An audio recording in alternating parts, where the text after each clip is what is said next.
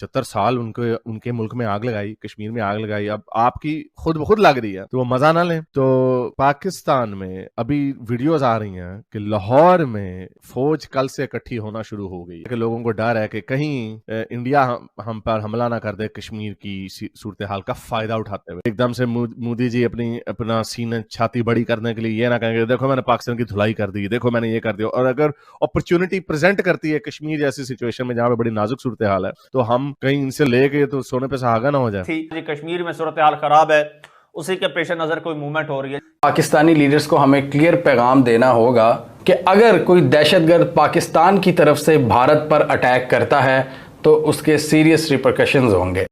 पहली दफा गिलगित बल्तिस्तान में भी पिछले साल लगे थे नारे आजादी के और अब इधर लग रहे हैं और फौज की गाड़ियां जलाई गई हैं, बड़ा वहां पे काम खराब हो रहा है। जहां पे हम इंडिया से कश्मीर मांगते थे अब हमें पाकिस्तान को इस बात का डर लग गया है कि कहीं इंडिया हमसे हमारा कश्मीर भी ना ले ले। इंडिया में भी उन्होंने, जाहिर बात है, आपने 75 साल उनके मुल्क में आग लगाई, कश्मीर में आग लगाई, अब आपकी खुद ब खुद लग रही है तो वो मजा ना लें। तो पाकिस्तान में अभी वीडियोस आ रही हैं कि लाहौर में फौज कल से इकट्ठी होना शुरू हो गई है। वो क्यों होना शुरू हुई है कोई ऑफिशियल पोजीशन नहीं बताई उन्होंने, लेकिन कहने में यही आ रहा है कि लोगों को डर है कि कहीं इंडिया हम पर हमला ना कर दे कश्मीर की सूरत हाल का फायदा उठाते हुए।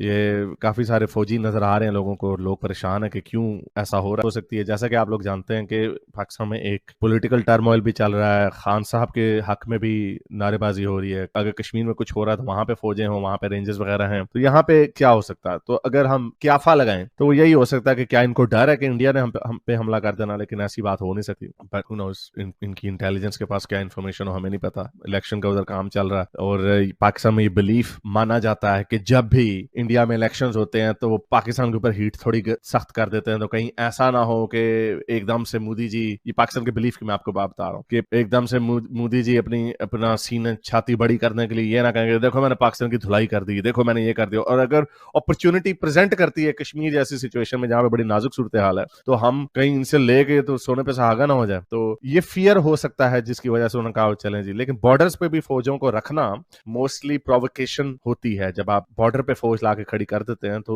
जो दूसरी बॉर्डर की साइड है वो यही समझते हैं कि आप हम पे हमला करने लगे हैं, तो इससे एस्केलेशन हो सकती है। यही वजह है कि बॉर्डर के ऊपर बड़ी कम फौज रखी जाती है, सिर्फ चेक पॉइंट्स रखे जाते हैं बेसिक लेवल के, वरना जो आपकी फौज होती है वो पीछे कैंट में होती है, गैरिजन्स में। लाहौर की सड़कों पर आर्मी के नौजवानों को पैदल गश्त करते देखा गया, एक मूवमेंट नजर आई और ये एक गैर मामूली मूवमेंट थी। कश्मीर में सूरत हाल खराब है, उसी के पेश नजर कोई मूवमेंट हो रही है, क्योंकि यूजुअली ऐसा होता नहीं है कि गुंजान शहर में आर्मी के दस्ते इस तरह से नहीं आते बगैर किसी वजह के।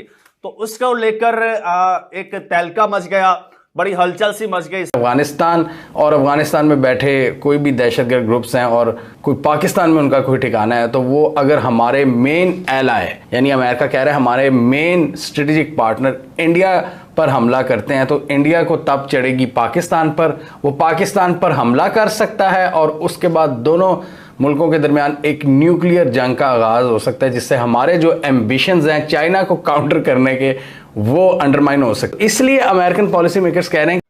जय हिंद दोस्तों, India versus Pakistan YouTube channel में आपका बहुत बहुत स्वागत है। अगर चैनल पे नए हो तो सब्सक्राइब कर लें।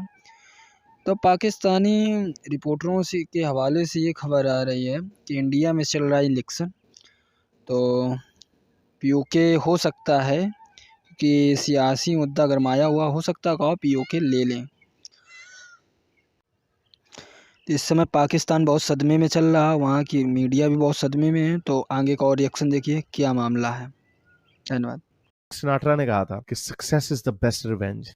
जैसे जैसे इंडिया सक्सेस की तरफ जा रहा है कितनी देर हम हासिल कर लेंगे। इंडिया चंद्रयान पहुंच गया और जी इन्होंने वो गुब्बारा छोड़ा, ठीक है, अच्छी जो भी है ठीक है, तो सक्सेस जो है ना वो रिवेंज है। तो जब आहिस्ता आहिस्ता कितना खसत कर लेंगे, अब देख लिया उन तरक्की कर रहे हैं हर जगह पे, हर चीज में आगे जा रहे हैं, तो लोगों के अंदर ये सवाल उठ रहा है कि यार ये इतने बुरे नहीं थे, ये कोई इतनी मेरा ख्याल हम में ही खराबी है। और ये जो अवेकनिंग है ना ये होना बड़ा जरूरी है किसी भी मुआशरे को बेहतर होने के लिए। मुझे नहीं पता कि शायद हम पॉइंट ऑफ नो रिटर्न से आगे निकल गए हैं या अभी भी चीजें टर्न अराउंड हो सकती हैं, आई डोंट नो दैट। मेरा ख्याल से अब हम या तो पॉइंट ऑफ नो रिटर्न को क्रॉस कर चुके हैं या उसके आसपास कहीं पे फिर रहे हैं। बलोचिस्तान में पहली जंगें चल रही हैं और कश्मीर में आज़ादी के नारे लग रहे हैं, पाकिस्तान के झंडे उतारे जा रहे हैं, वहां पे कश्मीर के झंडे लगाए जा रहे हैं। गिलगित बल्तिस्तान में पिछले साल नारे लगे थे बहुत ज्यादा, उन्होंने कहा था हम वरना खुद ही इंडिया चले जाएंगे, ठीक है, वो गिलगित बल्तिस्तान को कश्मीर से होके जाना पड़ेगा। तो ये सारी सिचुएशन हो रही है आपके मुल्क में, तो आप जरा सोचिए कि आपके मुल्क की हालत क्या है और कौन लोग हैं इसके जिम्मेदार। अब कश्मीर के लोग ये कह रहे हैं, भाई हम तो सुनते थे कि इंडियन कश्मीरी जो है वो आजादी के नारे लगाते थे, यहाँ पे तो पाकिस्तानी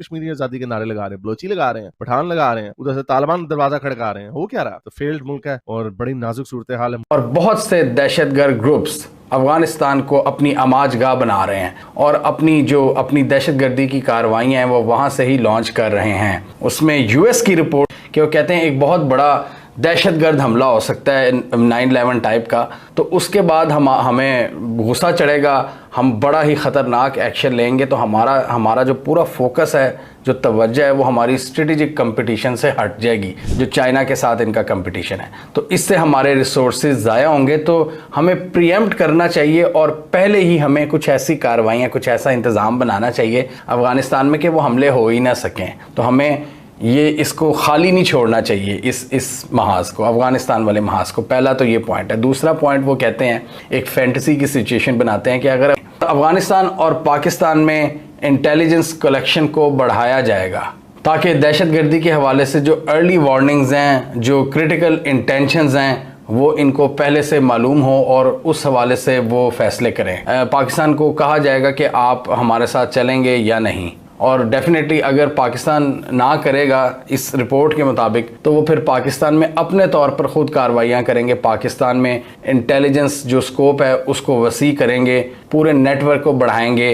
दूसरा ऑप्शन वो पाकिस्तान को दे रहे हैं कि आप हमारे साथ मिलकर काम करें, तो हम अच्छी तरह से हर तरह से आपको इन्फॉर्म रखेंगे। और आपको पता है कि यूएस सेंट्रल कमांड, जो पूरी दुनिया में यूएस की कमांड्स बैठी हुई हैं, उसमें जो सेंट्रल कमांड है वो भारत को कंट्रोल नहीं करती, वो यानी भारत में उसकी रीच नहीं है, वो पाकिस्तान और भारत पे आके डिवाइड होती है। दोनों के लिए अलग अलग स्ट्रेटजी है, लेकिन यहाँ पर वो ओवरलैप हो रही हैं। और अमेरिका ये समझता है कि बड़ा ज़रूरी है अगर कि यूएस सेंटकॉम की तरफ कोई मसला हो और वो उसकी वजह से भारत की तरफ जा रहा हो, तो हमें उसको भी प्रिवेंट करना होगा। और एंड पर वो ये कहते हैं कि पाकिस्तानी लीडर्स को हमें क्लियर पैगाम देना होगा कि अगर कोई दहशतगर्द पाकिस्तान की तरफ से भारत पर अटैक करता है तो उसके सीरियस रिपरकशंस होंगे। भारत हमारा अहम पार्टनर है और आपकी तरफ से भारत को कोई नुकसान नहीं पहुंचना चाहिए। तो ये अमेरिका के एम्बिशंस हैं अफगानिस्तान और पाकिस्तान को ले। तो दोस्तों, मेरे चैनल में अगर नए हो तो चैनल को सब्सक्राइब ज़रूर कर लें, बेल आइकन ज़रूर दबाएं और वीडियो पूरा देखें, कमेंट करें, लाइक करें, शेयर करें ज़्यादा से ज़्यादा। धन्यवाद। और ऐसे रिएक्शन वीडियो देखने के लिए मेरा यूट्यूब चैनल बिल्कुल ज़रूर से ज़रूर सब्सक्राइब करें। धन्यवाद। जय हिंद, वंदे मातरम।